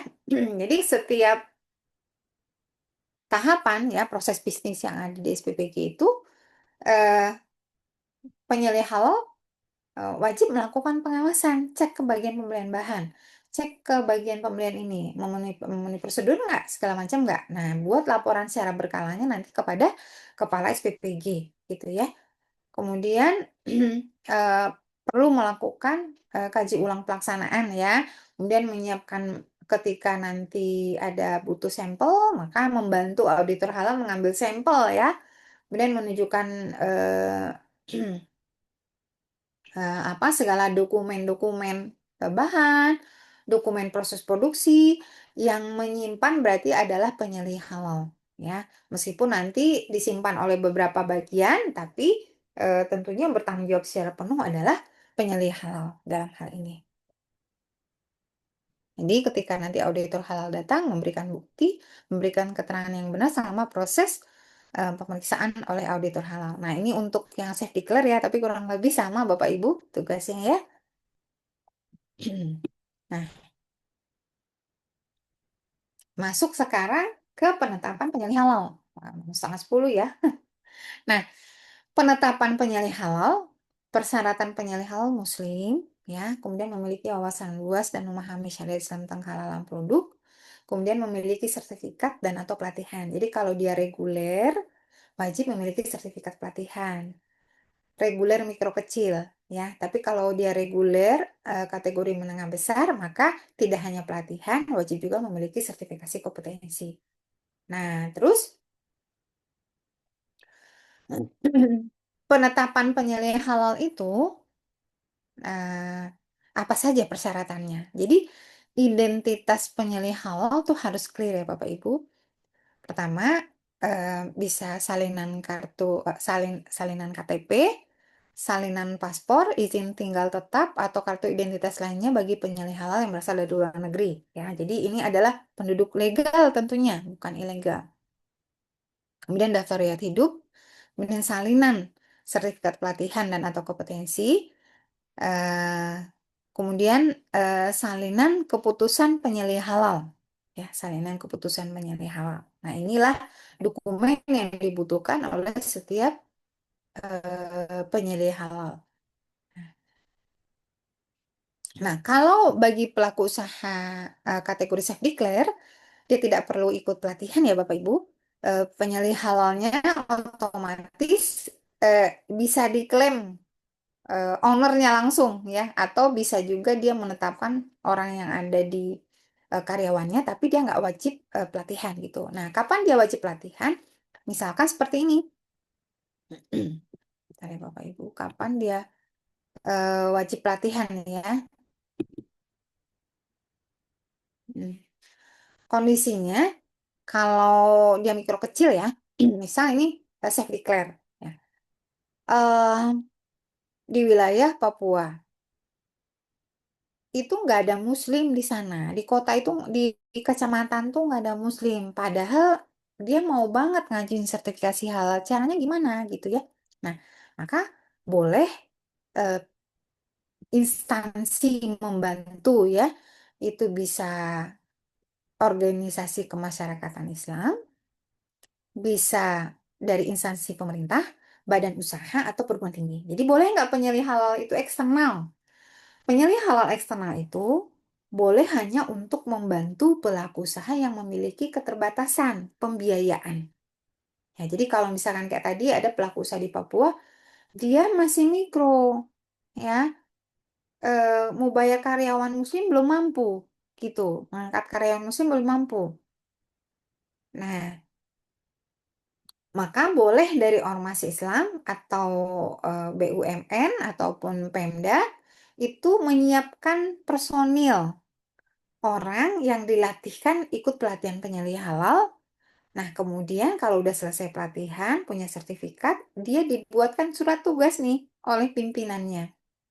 Ya, jadi atas nama ormas misalkan ormas itu misalkan kayak Muhammadiyah misal atau NU misalkan gitu ya. Atau banyak banget ormas yang memiliki pelaku usaha, binaan pelaku usaha, dia memiliki warung makan di sekitarnya misalkan gitu. Tapi itu dari pedagang-pedagang pedagang keliling yang diajak stay di tempat mereka. Jadi mereka benar-benar belum mampu gitu untuk membayar karyawan untuk menjadi penyalih halal. Mereka Muslim sih gitu ya, tapi mereka belum paham itu bagaimana pengajuan aplikasi, boro-boro mau itu ya, hari-hari juga mereka ngerjain semua, mereka yang belanja, mereka yang masak, mereka yang nyajiin, jadi nggak memiliki kemampuan ya untuk bisa mengajukan sertifikasi halal gitu. Untuk menjaga kehalalan produknya dia nggak ngerti caranya gimana. Boleh nggak orang ini dibantu? Boleh oleh penyelia yang berasal dari ormas, Pemda, perguruan tinggi, atau organisasi keagamaan lainnya. Boleh ya. Nah, orang tadi diberikan surat tugas nih oleh pimpinannya, oleh kepala dinas misal, karena dia punya binaan UMK-nya 10. Boleh nih, penyelih halal dia punya 2 orang nih yang disuruh ikut pelatihan. Jadi Bapak Budi sama Bapak Ahmad, nih kan. Nah, Bapak Budi dikasih surat tugas untuk 5 orang 5 orang pelaku usaha. Bapak Budi saya tugaskan menjadi penyelih halal di 5 pelaku usaha, tanda tangan tuh kepala dinas. Nah, atas bekal surat tugas itu, jadi fungsi Bapak Budi membantu sebagai penyelih halal yang sifatnya adalah ibadah, ya, bukan untuk memungut, oh saya mau jadi penyelih halal, mau kasih tarif sekian, nggak bisa, ya. Kalau kategorinya berkemampuan mengangkat karyawan, maka angkatlah karyawan Muslim untuk menjadi penyelih halal, atau mengangkat karyawan yang memang udah menjadi sudah digaji sebelumnya ya, tinggal istilahnya mengangkat menetapkan dia menjadi penyalih halal saja, tugaskan menjadi penyalih halal, maka pembayarannya sesuai dengan gaji yang diberikan oleh perusahaan ya. Jadi tidak ada berapa sih tarif penyalih halal, nggak ada, adanya tarif sertifikasi halal sebagaimana tadi yang kita bahas ya. Nah, kemudian si Bapak Budi sudah dapat surat tugas nih dari kepala dinas ya. Eh, Maka Bapak Budi datanglah ke salah satu usaha Ibu Ani ya. Ibu Ani dia jual ikan asap mungkin ya. Jual ikan asap segala macam ini. Maka datang ke Bu Ani. Bu Ani, Ibu Ani disuruh bersertifikat halal nih sama Pak Kadis gitu. Kata Bu Ani, Pak katanya kan harus ada penyalih halal. Saya nggak bisa Pak jadi penyalih halal. Orang saya ngerjain semua. Saya juga nggak ngerti ini dan itu. Oh tenang Bu. Saya mau bantu Ibu jadi penyalih halal. Nih surat tugas saya. Ya, ini salah satu nama usaha Ibu udah masuk nih di sini. Gitu. Nah, tapi ibu harus setujui saya jadi penyelih halal ibu. Caranya gimana, Pak? Kata Bu Ani. Buatkan saya surat keputusan bahwasanya saya menjadi penyelih halal Bapak, penyelih halal ibu. Kan saya juga harus menjaga rahasia ibu, menjaga tanggung jawab. Nggak boleh saya membocorkan rahasia ibu. Ibu juga gitu. Saya sama-sama profesional kita. Maka ibu buatkan surat keputusan saya menjadi penyelih halal. Saya nggak ngerti, Pak, caranya. Ini template-nya, Bu. Nah, BPJP juga nyiapin template surat keputusan penyalihan gimana. Nah, Ibu nih tinggal tanda tangan nih, nama saya udah masuk ya Bu di sini ya. Saya bantu Ibu jadi penyalih halal. Tapi saya ditugasin cuma 1 tahun Bu, paling lama. Lah kok cuma 1 tahun, kata Bu Ani. Iya kan Ibu harus berikhtiar, berniat dulu Ibu menjadi pengusaha sukses ya. Dengan sertifikasi halal ini, Ibu berniat jadi pengusaha sukses. Eh, apa? Sehingga dengan seiring waktu, ibu memiliki omset yang meningkat, berkemampuan untuk mengangkat karyawan menjadi penyalih halal. Jadi sifat saya hanya sementara membantu ibu. Nah, jadi begitu Bapak Ibu kalau kita bicara ketentuan daripada penyalih halal. Nah, apalagi kalau bicara SPPG ya, SPPG itu sangat kritis banget. Boleh nggak sih penyalih halal SPPG itu dari luar? Nggak boleh ya.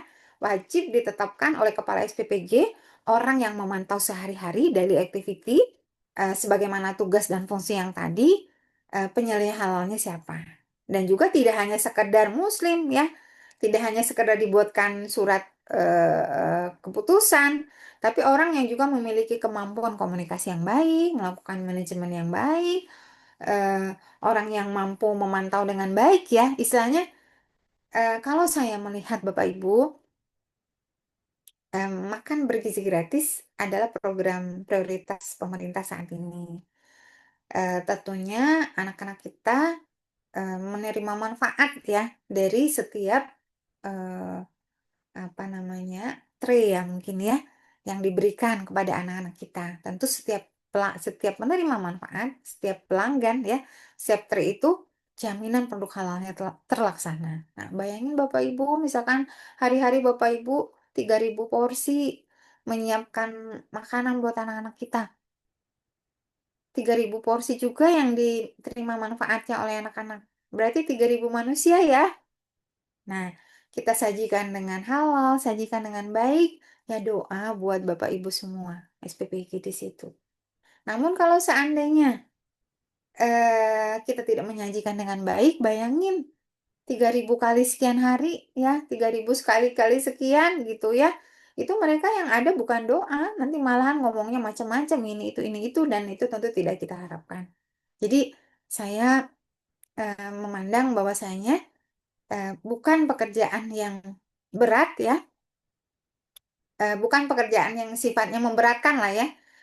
Meskipun eh, kalau kita lihat tidak mudah ya untuk menjadi penyelia halal, tapi namun saya yakin Bapak Ibu, karena yang kita jalankan ini adalah hukumnya syariat, hukumnya Allah, syariat Islam ya, Al-Quran ya, yang dibuat yang diterjemahkan dalam bentuk undang-undang ya, regulasi Indonesia. Tapi pada dasarnya yang kita terapkan adalah hukumnya Allah. Maka saya sangat yakin Allah juga lah yang akan memudahkan segala urusan Bapak Ibu di SPPG menjadi penyelia halal.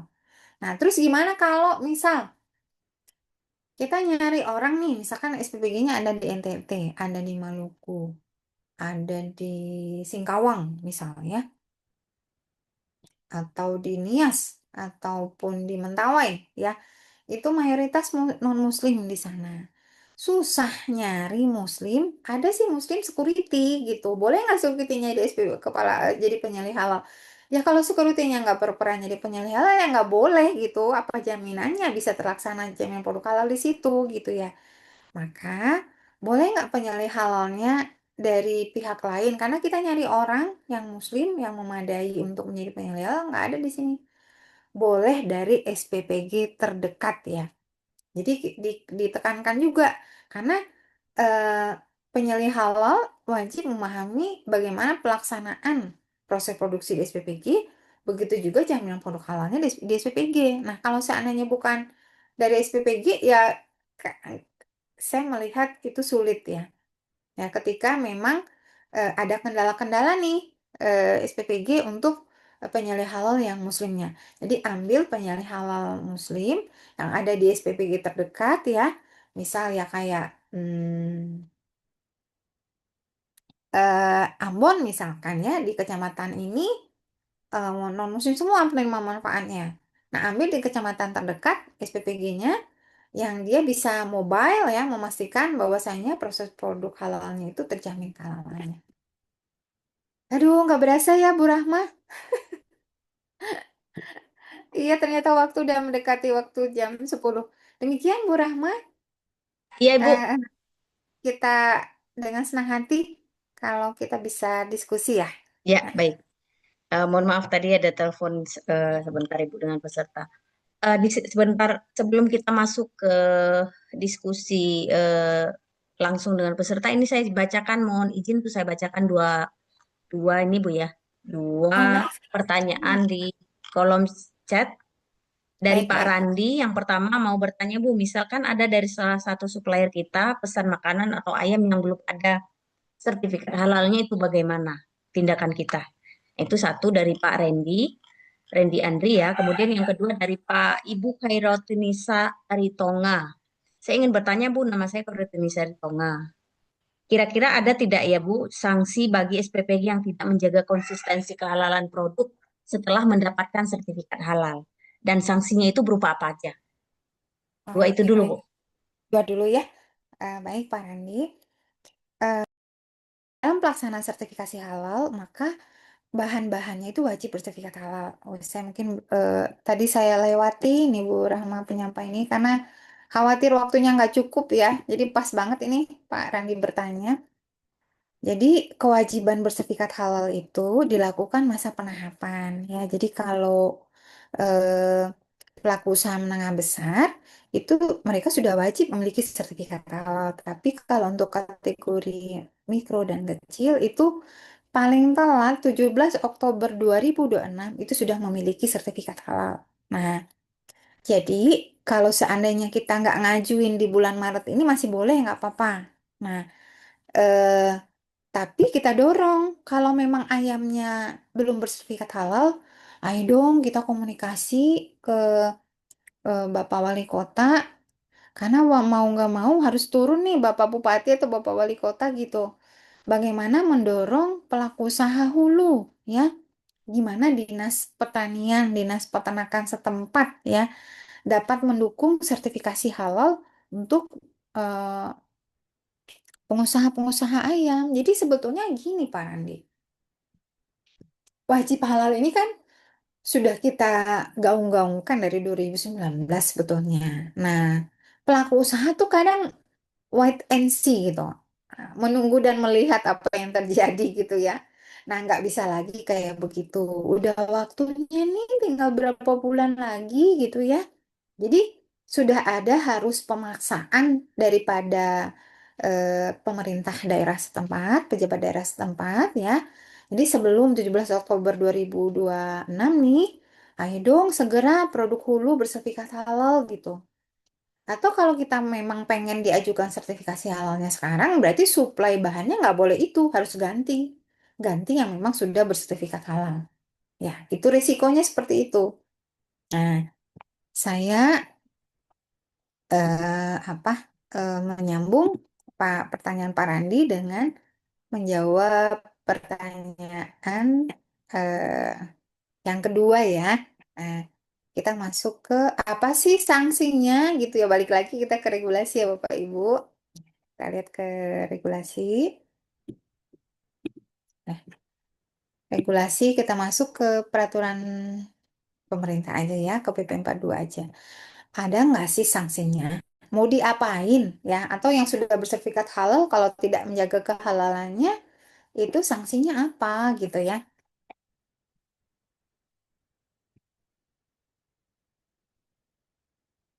Ini di pasal 111 kalau saya tidak salah.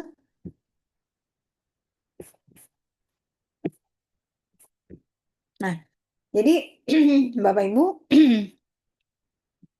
sebagai pemilik SPPG atau orang yang berada di SPPG, kita wajib tahu Bapak Ibu aturan-aturan itu apa aja. Jangan sampai nanti ada penangkapan, ada segala macam ya yang nggak sesuai dengan aturan ya. Maka kita bisa tunjukkan nih aturannya kayak gini loh Pak, gitu ya. Nah, pengawasan jaminan produk halal ya. Jadi BPJPH melakukan pengawasan terhadap jaminan produk halal. Siapa yang melakukan pengawasan? Ya, itu nanti ada namanya pengawas JPH ya Bapak Ibu. Nah tadi Pak Andi udah bilang di tiap kabupaten kota itu ada pengawas JPH ya. Karena memang tugasnya nanti adalah melakukan pengawasan. Nah, terhadap apa pengawasan itu? Ada terhadap LPH, kehalalan produk, pencantuman label, pencantuman keterangan tidak halal. Keterangan tidak halal ini bukan tulisan tidak halal, bukan ya Bapak Ibu. Tapi sesuatu yang menyatakan kalau dia memang mengandung babi, berarti ada logo kepala babi berwarna merah, ada tulisan mengandung babi. Nah, itu bagi SPPG yang memang non halal ya. Terus nggak boleh penggabungan antara halal dan non halal. Kemudian, nah setiap SPPG wajib memiliki penyelih halal. Nah, misalkan SPPG-nya ahli gizi. Terus ahli gizi bilang, Pak, saya mau pindah kota, Pak, mau menikah saya nggak bisa lagi jadi penyalih halal di sini. Kapan pindahnya, Bu? Bulan depan.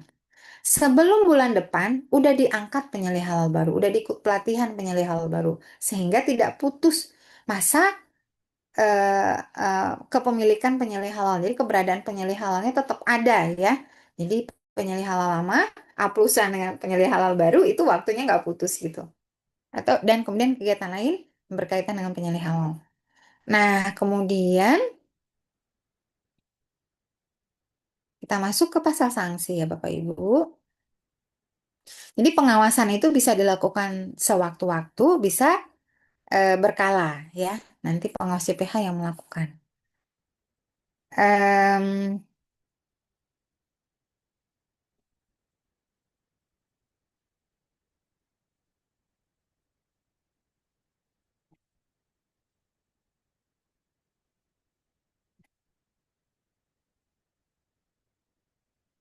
Bentar ya Bapak Ibu, saya buka dulu, saya juga belum. Nah, ya.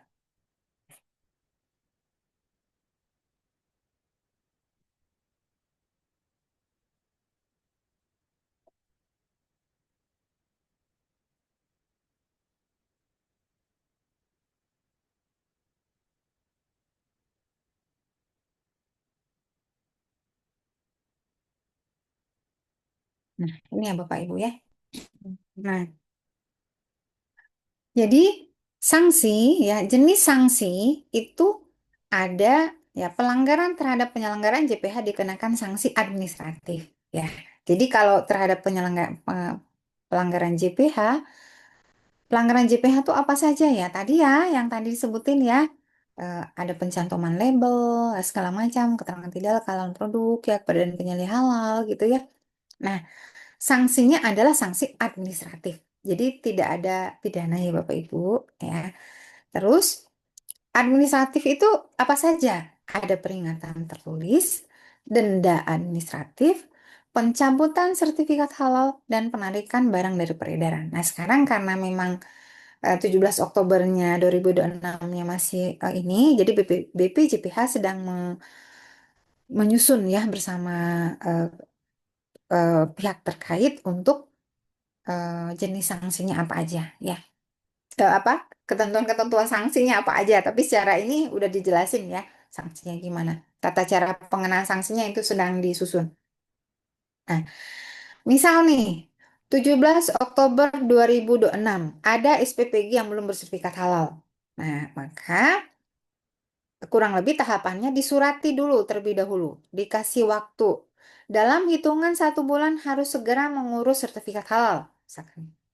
Kalau tidak juga ada denda administratif. Ya, terus berarti tidak boleh eh, diberikan manfaat dulu, ya. Tidak boleh diberikan manfaat dulu, jadi ditarik ya, nggak boleh istilahnya nggak boleh berproduksi dulu lah gitu ya. Nah, kalau yang sudah memiliki sertifikat halal ternyata ada pelanggaran-pelanggaran ya, maka dicabut sertifikat halalnya, ditarik produk dari peredaran. Nah, yang menarik siapa? Pelaku usaha. Ya, pelaku usaha akan menarik produknya dari peredaran, dipastikan nggak ada lagi gitu ya. Nah, eh, di sini dijelaskan lagi sanksi administratif sebagaimana dimaksud pada ayat 1 dikenakan terhadap LPH. Kalau terhadap LPH berupa ini, kalau terhadap pelaku usaha, terhadap lembaga pendamping ini, terhadap hmm, yang lainnya disesuaikan dengan tingkat pelanggarannya ya. Kemudian pengenaan sanksi administratif sebagaimana ayat 2 dan 3 dapat diberikan secara berjenjang, alternatif atau kumulatif ya. Jadi bisa berjenjang ataupun mungkin bisa jadi sekalian kayak tadi itu dicabut sertifikatnya, ditarik dari peredaran. Nah, terus tadi ada pertanyaan dari dalam hal penetapan denda administratif sebagaimana dimaksud pada ayat 2 huruf B dan ayat 3 huruf B, paling banyak 2 miliar. Jadi kalau misalkan ada kehalalan produknya nggak terjaga segala macam, maka denda paling banyaknya adalah 2 miliar. Tapi nggak ada kurungannya ya Bapak Ibu, nggak ada pidananya di sini ya. Nah, ini nanti kalau pengen lihat lagi jenis sanksinya apa saja itu bisa lihat di pasal 171. Ya. Demikian Bu Rahma. Baik, terima kasih Bu. Masih ada waktu ya. Ya, masih ada Mudah-mudahan waktu. masih Pak Zainul, silakan Pak. Pak Zainul Akmal. Siap, Ibu. Sebelumnya terima kasih, Bu, atas kesempatannya. Saya Jalan Akmal Siregar, yang saat ini sebagai Kepala SPPG Labuan Batu Pandeglang Lutul Sentosa. Izin Ibu, sebelumnya yang ingin saya tanyakan terkait dengan beberapa waktu lalu sempat ada isu yang berkembang mengenai adanya food tray yang terindikasi mengandung ada bahan-bahan non halal. Jadi Bu, menyikapi hal tersebut, saya sebelumnya berdasarkan hasil sharing-sharing juga bersama rekan SPPG, kepala SPPG yang lain, memiliki inisiatif untuk karena memang kami belum bisa memastikan putre yang sampai kepada SPPB kami itu memang sah kehalalannya gitu kan. Tidak ada indikasi yang dikhawatirkan. Namun kami bijaksanai itu melakukan sama Bu terhadap putre tersebut. Mohon petunjuk Bu, kira-kira bagaimana solusi yang terbaik menyikapi hal tersebut. Terima kasih Bu.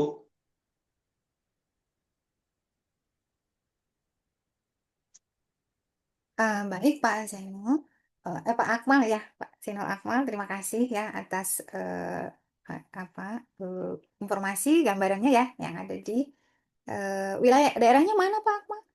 Di Labuhan Batu Bu, Labuan Sumatera Batu, Utara. Labuan Batu ya. Oke oke. Ya.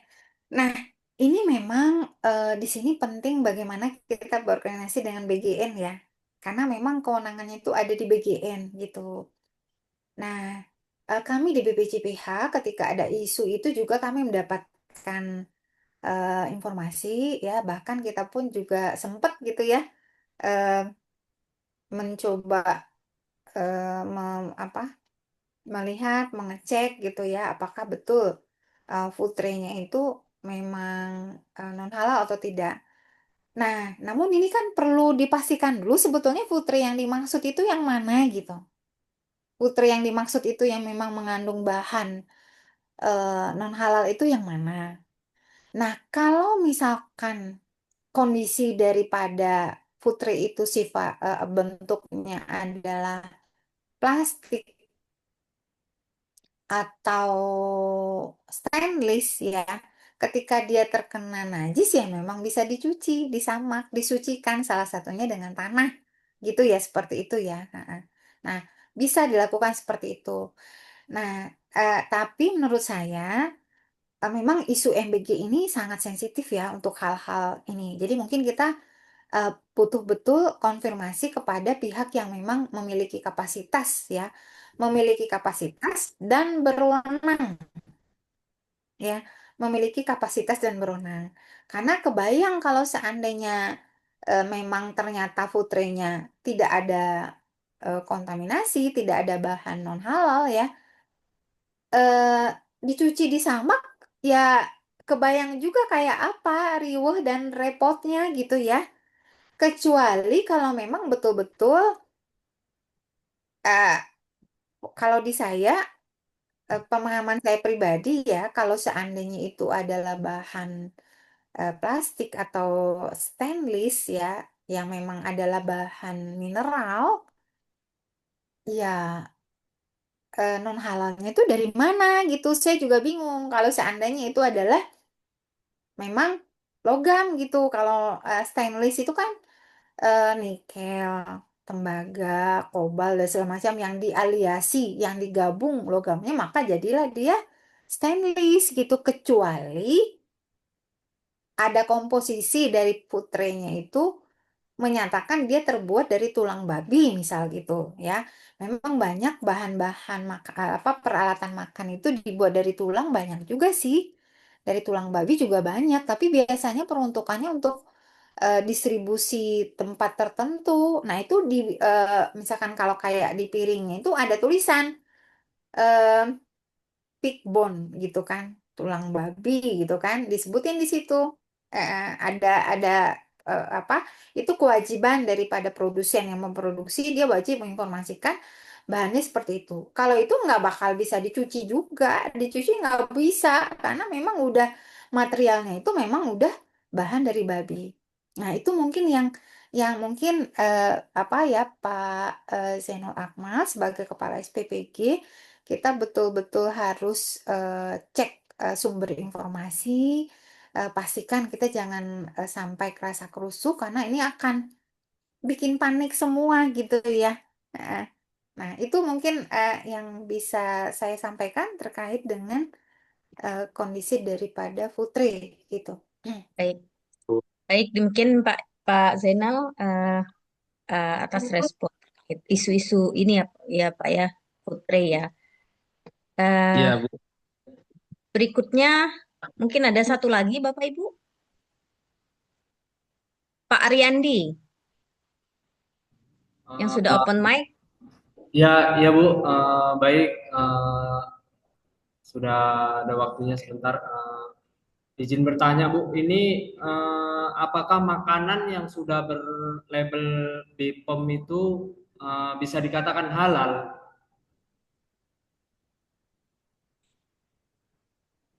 Ya itu saja Bu. Baik, baik. Langsung ya. Dari Pak siapa tadi, Bu Rahma? Pak Ariandi, Pak Ibu. Ariandi ya. Pak Ariandi, di Indonesia, institusi yang memiliki kewenangan untuk memastikan jaminan keamanan pangan itu adalah BPOM untuk produk yang kemasan, ya, produk yang beredar ya, itu kewenangan dari BPOM. Tapi institusi untuk keamanan pangan, untuk penyediaan makanan minuman dengan pengolahan ya, seperti SPPG itu adalah Dinas Kesehatan. Nah, jadi kalau misalkan Pak Ariandi menemukan produk yang sudah ada BPOM-nya, izin edarnya ya, kalau dalam negeri itu MD, luar negeri itu ML. Kalau untuk produk kemasan yang lingkupnya adalah kota ya, lebih ini itu biasanya PIRT, itu juga Dinas Kesehatan biasanya PIRT Ya. untuk kemasan. Nah, kalau menemukan produk keripik misalkan sudah ada PIRT-nya, apakah sudah terjamin keamanan pangannya? Insya Allah sudah, karena sudah melalui proses yang dilakukan oleh Dinas Kesehatan atau produk olahan daging bakso misalkan kemasan yang dijual di swalayan ada izin ke ada MD nomor MD-nya, maka sudah memiliki izin keamanan pangan, terus juga sudah memiliki izin pencantuman label sesuai dengan ketentuan BPOM. Kalau ketentuan BPOM itu ketentuannya misal gini, kayak tadi eh, olahan daging bakso ya. Baksonya dibuat di dalam komposisinya berarti adalah misalkan dagingnya daging sapi. Ya. Maka ketika dia mengajukan izin keamanan pangan dan izin pencantuman label ke BPOM, wajib dia mengklaim ya bahwasanya itu sesuai dengan isinya ya.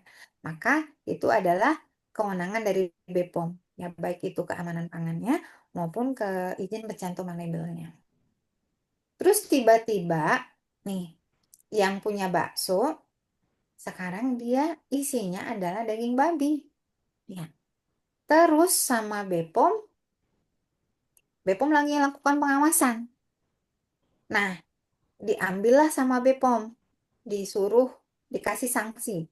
Bapak melanggar aturan kami. Aturan apa yang dilanggar? Adalah komitmen ketika mengajukan pencantuman label dan izin keamanan pangan, kan bilangnya sapi. Sekarang kok tiba-tiba jadi babi? Nah, berarti adalah komitmennya yang dilanggar, berarti melakukan pembohongan publik ya. Ya. Jadi tidak ada kewenangan BPOM untuk memastikan kejaminan produk halal. Jadi meskipun sudah memiliki izin edar, terus juga kok BPOM kayaknya ikut memeriksa halal juga. BPOM itu lebih kepada kebutuhan Anda itu ke saya daftarnya apakah non halal, misalkan baksonya bakso babi, ya.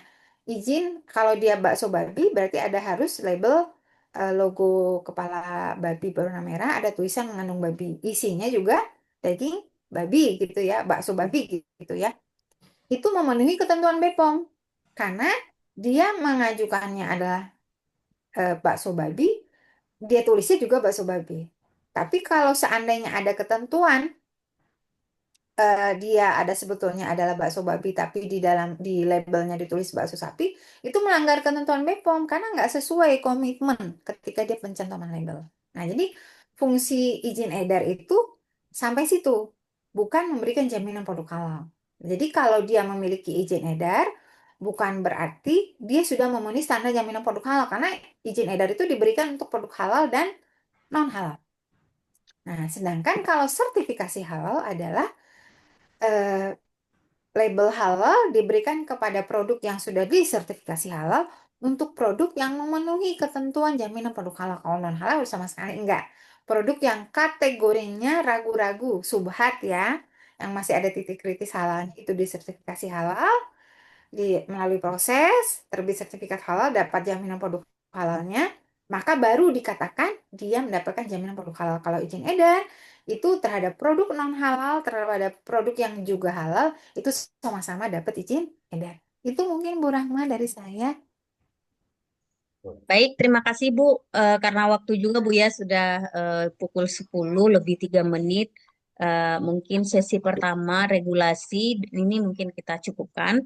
Dan Bapak Ibu yang mungkin belum berkesempatan untuk bertanya, boleh pertanyaannya disimpan untuk materi selanjutnya. Ya, terima kasih sekali lagi Bu Lady Yulia atas paparan materinya yang sangat sangat apa sangat berisi ya Bapak Ibu ya. Semoga menjadi ilmu untuk kita semua Ibu dan tentunya menjadi amal jariah untuk Ibu. Mungkin ada closing statementnya Bu, silakan. Baik Bu Rahma, terima kasih banyak Bapak Ibu atas kesempatannya. Semangat ya Bapak Ibu, Insya Allah Bapak Ibu menjadi penyalih halal di SPPG, menjadi Amin. Bapak Ibu menjadi manusia yang makin berkualitas, manusia yang makin bermanfaat ya, manusia yang banyak didoakan oleh setiap anak-anak kita yang penerima manfaat, dan insya Allah menjadi sarana kita untuk bisa menjadi jalan pulang untuk husnul khotimah. Amin Baik, ya robbal alamin. Mohon amin ya. maaf kesalahan dan khilaf. Assalamualaikum warahmatullahi wabarakatuh.